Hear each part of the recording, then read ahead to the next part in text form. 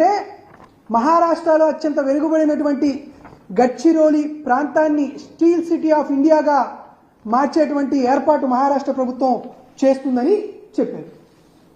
ఈరోజు ఈ విషయాన్ని మీ అందరికీ ఎందుకు తీసుకొస్తున్నానంటే మీ దృష్టికి, ఆంధ్రప్రదేశ్ రాష్ట్రంలో కూడా వైఎస్ జగన్మోహన్ రెడ్డి గారు ముఖ్యమంత్రిగా ఉండగా సజ్జన్ జిందాల్ గారిని ప్రత్యేకంగా ఆహ్వానించి ఆంధ్రప్రదేశ్ రాష్ట్రంలో కడపలో 8,800 కోట్ల రూపాయల భారీ పెట్టుబడితో ఒక స్టీల్ ప్లాంట్ నిర్మించాలని, రాయలసీమ ప్రాంతంలో ఉన్నటువంటి యువతకి భరోసా కల్పించాలని, ఆ ప్రాంతాన్ని అభివృద్ధి చేయాలనేటువంటి సంకల్పం జగన్మోహన్ రెడ్డి గారు చూపించి ముందుకు తీసుకెళ్లారు.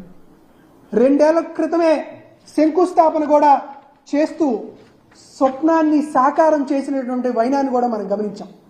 దీంతోపాటు 2022లో సుమారుగా 50,500 కోట్ల రూపాయల పెట్టుబడులు జిందాల్ గ్రూపు ఆంధ్రప్రదేశ్ రాష్ట్రంలో పెడుతుందని జరిగినటువంటి పెట్టుబడుల సదస్సులో కూడా 6 ఒప్పందాలు వైఎస్ఆర్ కాంగ్రెస్ పార్టీ హయాంలో జరిగినటువంటి విషయాన్ని కూడా మేము ముందుకు తీసుకొస్తున్నాం. ఇవన్నీ ఇటువంటి పరిస్థితులు ఉంటే చంద్రబాబు నాయుడు గారు బొంబాయి నుంచి ఒక జూనియర్ ఆర్టిస్ట్ని తీసుకొచ్చారు.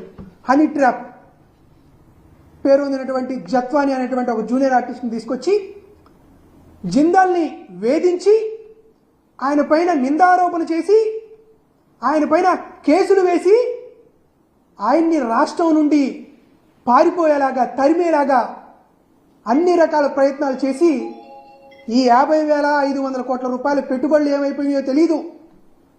రమారమి 9,000 కోట్ల రూపాయలతో స్టీల్ ప్లాంట్ నిర్మాణం అర్ధాంతరంగా మధ్యలోనే ఆగిపోయేటువంటి అగమ్య గోచరమైనటువంటి పరిస్థితికి వెళ్ళినటువంటి విషయాన్ని ఆంధ్రప్రదేశ్ రాష్ట్రంలో నెలకొంది. ఇటువంటి వైన ఉంటే దాల్మియా లాంటి మరొక పెద్ద గ్రూప్ ఉంటే ఆ దాల్మియా గ్రూపుకు చెందినటువంటి ఒక 11 లారీలని కూటమి ప్రభుత్వానికి చెందిన వాళ్ళు ధ్వంసం చేస్తారు కప్పం కట్టలేదని. మరొక పెద్ద సంస్థ అయినటువంటి ఆదాని గ్రూపు పోర్టుకి స్వయాన ఎమ్మెల్యే సోమిరెడ్డి గారు వెళ్ళి దాడి చేసి మాకు తెలియకుండా ఇక్కడ ప్రాజెక్ట్ ఎందుకు కడుతున్నారు, మాకు కప్పం కట్టాల్సిందే అని వారి మీద దాడులు చేస్తారు. ఒక జిందాల్ గ్రూప్ని బెదిరించి తరివేశారు. ఒక ఆదాని గ్రూప్ని కప్పం కట్టాల్సిందే అని ఒత్తిడి చేస్తున్నారు. ఒక దాల్మియా గ్రూప్ని ధ్వంసం చేశారు. అయ్యా, భారతదేశమే కాదు ప్రపంచంలోనే అత్యంత పేరు ప్రఖ్యాతులు కలిగినటువంటి పారిశ్రామికవేత్తలను వారి సంస్థలనే కప్పం కట్టాలని, కమిషన్ డబ్బులు ఇవ్వాలని ఇటువంటి దుశ్చర్యలు చేసి వారిని భయభ్రాంతులకు గురి చేస్తున్నారే. ఇక సామాన్యంగా పనిచేసేటువంటి వ్యాపార వర్గాలు ఈ రాష్ట్రంలో పెట్టుబడులు పెట్టాలంటే వారు భయపడరా? వారిపైన నిందారోపణలు చేస్తూ వారిపైన అసభ్య పదజాలాలతో అసభ్య ప్రచారాలు చేస్తూ ఈ రాష్ట్రంలో రూపాయి పెట్టుబడి పెట్టాలన్న భయభ్రాంతులకు గురి చేసేలాగా కూటమి ప్రభుత్వం పారిశ్రామికవేత్తల మీద ఒక కొత్త లోకేష్ పాలసీ, ఎల్ పాలసీ తీసుకొస్తే శాంతి భద్రతలు అదుపు తప్పితే వారికి సంబంధించినటువంటి సంస్థలపైన, లారీలపైన, ఆఫీసులపైన దౌర్జన్యాలు, దోపిడీలు చేస్తుంటే ఈ రాష్ట్రంలో ఎవరైనా పెట్టుబడులు పెడతారా అనేది నేను మిమ్మల్ని అడుగుతున్నాను.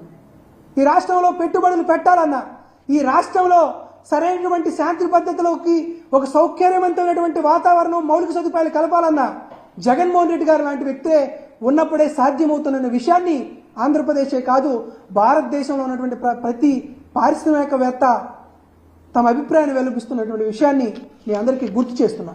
దీంతోపాటు ఆంధ్రప్రదేశ్ రాష్ట్రానికి సంబంధించి సకల శాఖ మంత్రి లోకేష్ గారిని కానీ, కూటమి ముఖ్యమంత్రి అయినటువంటి చంద్రబాబు నాయుడు గారిని కానీ ఒకటే వైఎస్ఆర్ కాంగ్రెస్ పార్టీ డిమాండ్ చేస్తుంది. రాష్ట్రంలో పెట్టుబడులు రావడానికి కావాల్సినటువంటి స్ఫోద్భావ వాతావరణాన్ని కూటమి ప్రభుత్వం ఖచ్చితంగా ఏర్పాటు చేయాలి. సజ్జన్ జిందాల్ గారిని మీరు క్షమాపణలు వేడుకుని ఆయన మీద పెట్టినటువంటి తప్పుడు కేసుల్ని, చేసినటువంటి తప్పుడు ఆరోపణల్ని ముక్కు నేలకు రాసి మరీ క్షమాపణలు చెప్పి సజ్జన్ జిందాల్ గారు ఈ రాష్ట్ర ప్రభుత్వంతో కుదుర్చుకున్నటువంటి 6 ఒప్పందాలని, ఆ 50,500 కోట్ల రూపాయల పెట్టుబడుల్ని తీసుకువచ్చేలాగా అన్ని రకాల చర్యల్ని సకల శాఖ మంత్రి నారా లోకేష్ గారు, కూటమి ముఖ్యమంత్రి అయినటువంటి చంద్రబాబు నాయుడు గారు నెరవేర్చాలని వైఎస్ఆర్ కాంగ్రెస్ పార్టీ తరఫున డిమాండ్ చేస్తున్నాం.